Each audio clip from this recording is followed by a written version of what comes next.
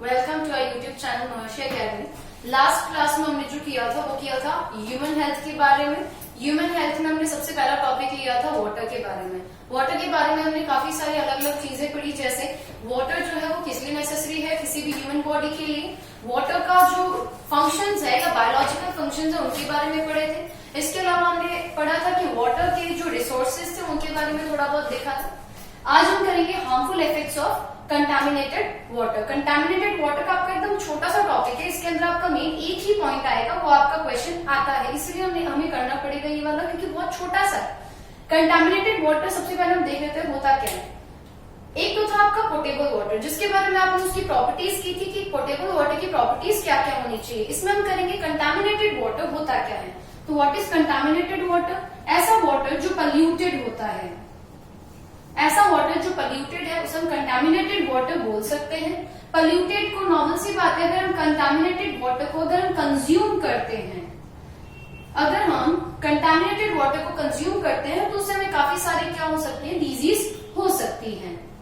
तो काफी सारी डिजीज हो सकती है अगर हम कंटामिनेटेड वाटर को कंज्यूम करते हैं। जैसे कि अगर मैं बात करूं डिजीज के बारे में तो उसके अंदर आपके है, सबसे पहले अगर मैं बात करूं तो है कॉलेरा, दूसरी है डायरिया,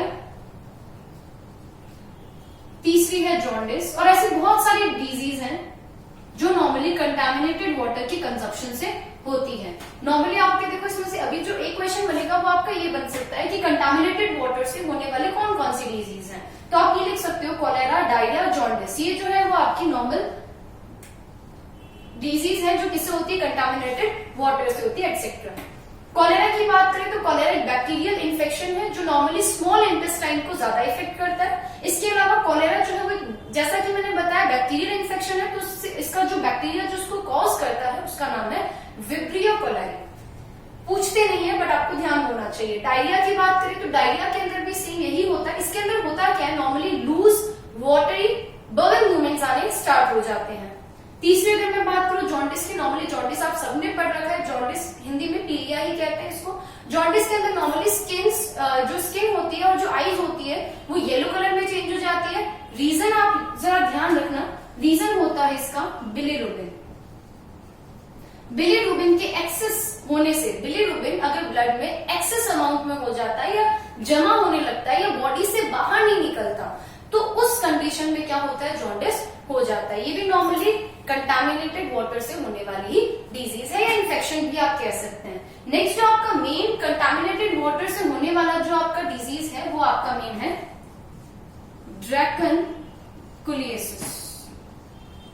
ये आपका मेन है जो नॉर्मली आपकी पूछा जाता है कि कंटामिनेटेड वाटर से जो आपका मेन आपका इन्फेक्शन है वो है ड्रैकनकुलियोसिस। ड्रैकनकुलियोसिस का दूसरा नाम या इस डिजीज का जो दूसरा नाम है वो आपका है नारू डिजीज। नारू डिजीज। एक और इसका नाम है जो है गिनिया वर्म डिजीज। इसके बारे में थोड़ा सा देख लेते हैं।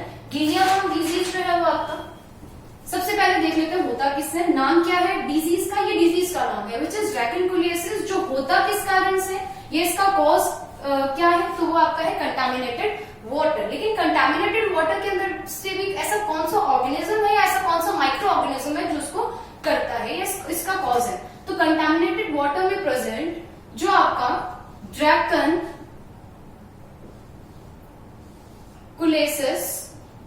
मेडिनेंसिस, ड्रैकनकुलियोसिस मेडिनेंसिस, ये जो आपका एक तरह का है नीमेटोड,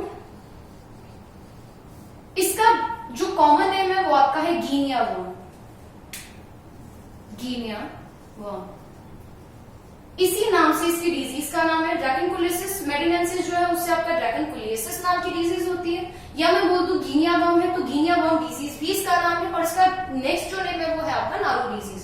ये क्वेश्चन एक नंबर में नॉर्मली पूछा जाता है, इंपॉर्टेंट भी है कि ड्रैकनकुलियोसिस, नारू डिजीज या गिनिया वर्म डिजीज किसके कारण होती है, तो वो एक निमेटोड के कारण होती है। निमेटोड का आप गिनिया वर्म भी लिख सकते हैं, आप ड्रैकनकुलियोसिस मेडिनेंसिस भी लिख सकते हैं। ड्रैकनकुलिस मेडिनेंसिस ये आपका निमेटोड का नेम है और ये आपका इसकी होने वाली डिजीज का नेम है। इसके बारे में आपको नॉर्मली सिम्टम्स नहीं पूछता है, फिर भी आपको ध्यान होना चाहिए। इसके सिम्टम्स देखो क्या क्या है। नॉर्मली स्टार्टिंग या इनिशियली में नहीं पता चलता, होता क्या है कि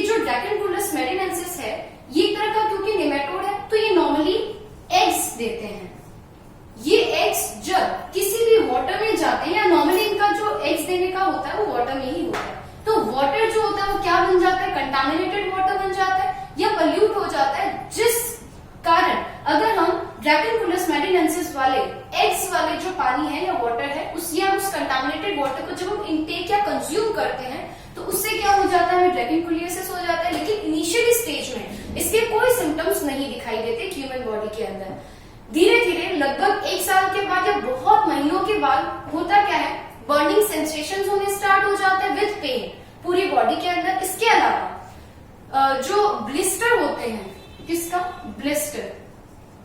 ब्लिस्टर का फॉर्मेशन होना स्टार्ट हो जाता है ऑन नॉर्मली लेग्स पे होता है। इसके अलावा ब्लिस्टर धीरे धीरे जब बड़े होने लगते हैं उसके बाद अचानक से रप्चर होते हैं और उन रप्चर में से वो जो एग्स जिनका डेवलपमेंट हो चुका है, किसके एग्स का, निमेटोड या फिर गिनिया वर्म के जो एग्स होते हैं, उस पूरी लाइफ साइकिल में उस पूरे 1 साल में बड़े हो जाते हैं, वो अपने लार्वल स्टेज में आ जाते हैं। लार्वल स्टेज के बाद वो एक पूरा का पूरा गिनिया वर्म बन जाता है और उस ब्लिस्टर में से क्या होता है, वो निकलते हैं।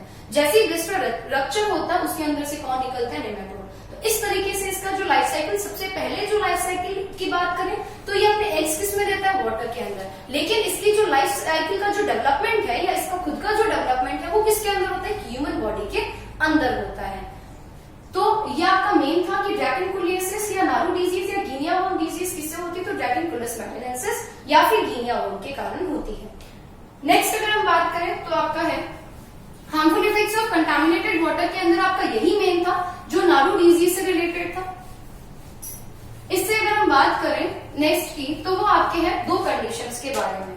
आपके जो कंडीशंस हैं, कंडीशंस बोल दूं या डिजीज बोल दूं, पहली आपकी है ओबेसिटी और दूसरी आपकी है ब्लड प्रेशर। ओबेसिटी और ब्लड प्रेशर, सबसे पहले हम देखते हैं ओबेसिटी के बारे में। नॉर्मली ओबेसिटी जो है उसी का दूसरा नाम मोटापा होता है। ओबेसिटी को हिंदी में मोटापा कहते हैं। ओबेसिटी जो होता है उसकी अगर मैं नॉर्मली डेफिनेशन देखूं तो डेफिनेशन के अंदर आपका आता है एक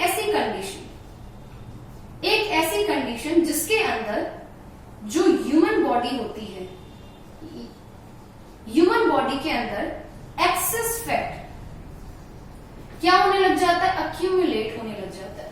अक्यूमुलेट बोल दूं या कलेक्शन बोल दूं, जमा। ओबेसिटी एक ऐसी कंडीशन है जिसके अंदर ह्यूमन बॉडी के अंदर एक्सेस अमाउंट ऑफ फैट जो होता है वो अक्यूमुलेट हो जाता है। या मैं बोल दूं condition in which a human body accumulate to much fat या कलेक्ट्स टू मच फैट, उस कंडीशन को हम क्या बोलते हैं, ओबेसिटी बोलते हैं। इसके अलावा अगर मैं बात करूं तो ओबेसिटी के बहुत सारे कॉजेस भी हैं और इससे बहुत सारे कॉम्प्लिकेशंस भी होते हैं। बहुत सारे कॉम्प्लिकेशंस में अगर मैं बात करूं, क्योंकि क्वेश्चन पूछा जाता है कि ओबेसिटी या एक ऑब्सेस्ड पर्सन जो है उससे क्या क्या कॉम्प्लिकेशंस हो सकता है, तो उसकी कॉम्प्लिकेशन क्या क्या हो सकता है। एक तो हार्ट डिजीज के चांसेस बहुत ज्यादा रहते हैं, उसको हार्ट डिजीज होने के चांसेस रहते हैं। दूसरा अगर मैं बात करूं तो आर्थराइटिस के चांसेस बढ़ जाते हैं। तीसरी में बात करूं तो डायबिटीज के चांसेस बढ़ जाते हैं। तो इन सब के चांसेस जो है वो बढ़ जाते हैं, किसको, एक ओबेसिटी या ऑब्सेस्ड पर्सन को इनके चांसेस बढ़ जाते हैं, जैसे हार्ट डिजीज के, आर्थराइटिस के और डायबिटीज के। इसके अलावा एक और है हाइपरटेंशन के भी। हाइपरटेंशन कुछ नहीं होता, hypertension is the another name of high blood pressure. High blood pressure को ही हम हाइपरटेंशन कहते हैं और लो ब्लड प्रेशर को ही हम हाइपोटेंशन कहते हैं। तो ये आपके क्वेश्चन पूछा जाता है कि ओबेसिटी के कारण होने वाले कॉम्प्लिकेशंस क्या क्या है, तो वो आपका हार्ट डिजीज है, आर्थराइटिस है, डायबिटीज है and the last one is hypertension. इसके अलावा मैं एक छोटी सी टर्म के बारे में बात करूंगी, बीएमआई। ब्लड प्रेशर को हम बाद में लेंगे। बीएमआई की बात करूं, बीएमआई सबसे पहले इसकी फुल फॉर्म देखते हैं। BMI, the full form of BMI is body mass index. Body mass index normally question 1 number में पूछा भी जाता है कि व्हाट इज बीएमआई और body mass index. Body mass index जो है वो आपका एक रेशियो होता है। रेशियो किस किस का होता है, रेशियो होता है हाइट टू वेट, या मैं बोल दूं वेट अपॉन हाइट, या मैं बोल दूं हाइट टू वेट। ये एक रेशियो होता है किसका, एक पर्सन की बॉडी का, जिसके अंदर 2 रेशियो के अंदर क्या क्या रखते हैं, एक तो हाइट को लेते हैं और एक वेट को लेते हैं। इसकी जो यूनिट है वो आपका है KG per metre square. Normally BMI यहाँ पे क्यों आया है, क्योंकि बीएमआई अगर किसी भी पर्सन की हमें बीएमआई पता है तो हम ये पता कर सकते हैं कि वो उस पर्सन को क्या ओबेसिटी है, या उस पर्सन को ओबेसिटी हो चुकी है, या उस पर्सन का जो ओबेसिटी पीरियड है वो पहले चल रहा है। जैसे मैं एग्जांपल की बात करती हूँ, जैसे एक पर्सन है जिसकी बीएमआई की जो रेट आई है वो है आपका 25 kg पर मीटर स्क्वायर। ये आपका डेटा है कि एक पर्सन है उसका जो बीएमआई का रेशियो आया है वो आपका 25 kg पर मीटर स्क्वायर आया है। तो उस कंडीशन को हम बोल सकते हैं this condition is pre obesity condition. कहने का मतलब है उसको अभी तक ओबेसिटी नहीं हुई है, लेकिन उसका जो जा रहा है, उसका जो बीएमआई अगर बढ़ गया तो उसको ओबेसिटी कंडीशन हो सकती है। दूसरा अगर मैं कंडीशन की बात करूं, फॉर एग्जांपल एक दूसरा है जिसको हो रखा है 30 kg पर मीटर स्क्वायर से ज्यादा। अगर किसी भी पर्सन का बीएमआई 30 kg पर मीटर स्क्वायर से ज्यादा है तो ऑब्वियसली उसको ओबेसिटी होती है, वो ओबेसिटी की कंडीशन में है। तो बीएमआई से हमें पता चलता है कि पर्सन की ओबेसिटी है या नहीं है। बीएमआई आपके इंपॉर्टेंट है, बीएमआई का एक नंबर में क्वेश्चन आता है। इसके अलावा ये भी क्वेश्चन बनता है, एक तो इसकी डेफिनेशन का बनता है, the ratio of height to weight of a person is known as body mass index और BMI, its unit is KG per metre square. लेकिन इसमें से एक और क्वेश्चन ये बनता है कि अगर किसी भी पर्सन का या किसी भी पर्सन का बीएमआई 25 kg पर मीटर स्क्वायर तक है तो उस कंडीशन को हम क्या कह सकते हैं, तो that is pre obesity period. लेकिन अगर किसी पर्सन का 30 kg पर मीटर स्क्वायर से भी ज्यादा जा चुका है तो उसको हम ओबेसिटी कंडीशन ही कहेंगे। तो ये 3 क्वेश्चन इसमें से बनते हैं। इसके अलावा मैं ओबेसिटी की बात करूं तो ओबेसिटी के अंदर से इसकी डेफिनेशन का बन सकता है, the condition in which a body accumulates too much fat is known as obesity. तीसरा क्वेश्चन बनता है आपका कि ओबेसिटी से होने वाले कॉम्प्लिकेशंस कौन कौन से हैं, तो these are the 4 complications. Next अगर हम बात करते हैं तो कॉजेस क्या क्या है। हमने अभी पढ़ा कि ओबेसिटी क्या होती है, ओबेसिटी को किस तरीके से मेजर किया जा सकता है। अब इसका हम देखते हैं कि रीजंस क्या क्या है या कॉजेस क्या क्या है। ये कोई ऐसी डिजीज तो है नहीं कि कोई बैक्टीरिया से होती है, कोई वायरस से होती है, कोई फंजाई से होती है, बल्कि एक ऐसी डिजीज है या एक ऐसी कंडीशंस है या कुछ ऐसे कंडीशंस है जिनके कारण एक पर्सन को ओबेसिटी हो सकती है। तो यहाँ पे है कॉजेस ऑफ ओबेसिटी। ओबेसिटी के कॉजेस, सबसे पहला और सबसे जो मोस्ट इंपॉर्टेंट कॉज है वो है आपका इम्बैलेंस। इम्बैलेंस, अब ये इम्बैलेंस किस किस के बीच में है, 2 चीजों के बीच में आपका इम्बैलेंस है। पहला यूज ऑफ एनर्जी। अब ये एनर्जी कौन सी है, नॉर्मली आपका फैट रिच फूड से जो आने वाली एनर्जी या जो मिलने वाली एनर्जी उसी की बात हो रही है। दूसरी बात मैं करूं तो कंजप्शन ऑफ एनर्जी, ये भी किसी की बात है, ये भी उसी की बात हो रही है कि जो आप फैट रिच फूड खाते हो उससे जो एनर्जी मिलती है उसी की एनर्जी की बात हो रही है। नहीं तो हम कार्बोहाइड्रेट का भी ले सकते हैं, क्योंकि आपके जो फूड कंपोनेंट 2 ही ऐसे हैं जो आपको एनर्जी प्रोवाइड करते हैं, which are fat and carbohydrates. तो उन्हीं की बात कर रहे हैं। तो अगर किसी भी पर्सन के अंदर इनबैलेंस होता है किस किस का, use of energy and consumption of energy. कैसे, अगर कोई पर्सन है जो कंज्यूम तो कर रहा है एनर्जी रिच फूड को या फिर फैट, और जो कार्बोहाइड्रेट है उसका इंटेक कर रहा है, उसका कंज्यूम कर रहा है, उसको कंज्यूम कर रहा है, बट उसका प्रॉपर यूज उसका नहीं कर रहा, तो इन दोनों के बीच में बैलेंस जो है वो बिगड़ जाता है। या फिर कह सकते हैं कि कंजप्शन ऑफ एनर्जी जो है वो यूज ऑफ एनर्जी भी उतना ही करना होता है। अगर इन दोनों का इम्बैलेंस हो जाता है तो नॉर्मल सी बात है, एनर्जी आप कंज्यूम करते जा रहे हो या फैट रिच फूड लेते जा रहे हो बट उसका यूज नहीं कर रहे, इसका मतलब वो जो फैट है, वो जो एनर्जी है वो उस पर्सन के बॉडी में जमा होती जाती है, कलेक्शन उसका होता जाता है। तो इस कारण क्या हो जाती है, उस पर्सन को ओबेसिटी हो जाती है। तो ये आपका सबसे इंपॉर्टेंट रीजन है, that is the imbalance between the use of energy and the consumption of energy. Next अगर मैं बात करूं तो सीधा सीधा है फैट रिच फूड या मैं बोल दूं जंक फूड, इन दोनों का कंजप्शन करने से भी क्या होती है, ओबेसिटी होती है। तीसरी अगर मैं बात करूं तो आपका है सेडेंटरी लाइफस्टाइल, सेडेंटरी या लग्जूरियस लाइफस्टाइल, ये भी कह सकते हैं, ये भी एक रीजन है। 4th रीजन है आपका हाइपोथायरॉयडिज्म।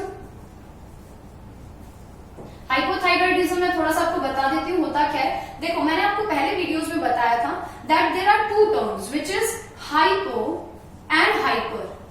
ये दो ऐसे साइंटिफिक टर्म्स हैं जो नॉर्मली किसी भी वर्ड के अगर आप आगे यूज करते हो एज अ प्रीफिक्स, तो हाइपो का मतलब होता है कम अमाउंट एंड द हाइपर जो होता है वो आपका होता है ज्यादा अमाउंट। अगर किसी लेवल या किसी नॉर्मल या किसी एवरेज लेवल से कोई चीज ऊपर चली जाती है तो उसे हम बोलते हैं हाइपर, एंड अगर किसी नॉर्मल लेवल से कोई नीचे आता है तो उसे हम बोलते हैं हाइपो। यहाँ पे आप वर्ड देख सकते हो हाइपो, और आगे क्या लिखा हुआ है थायरॉयडिज्म। कहने का मतलब है जब थायराइड ग्लैंड की फंक्शन, जैसे कि थायराइड ग्लैंड जो फंक्शन करता है या जो उसका हार्मोन निकलता है थायरॉक्सिन, अगर उसका लेवल कम हो जाता है तो उसे हम हाइपोथायरॉयडिज्म कहते हैं। तो हाइपोथायरॉयडिज्म भी एक कंडीशन हो सकती है जिसके कारण क्या होता है, ओबेसिटी होती है। लास्ट आपका जो पॉइंट है which is lack of exercise.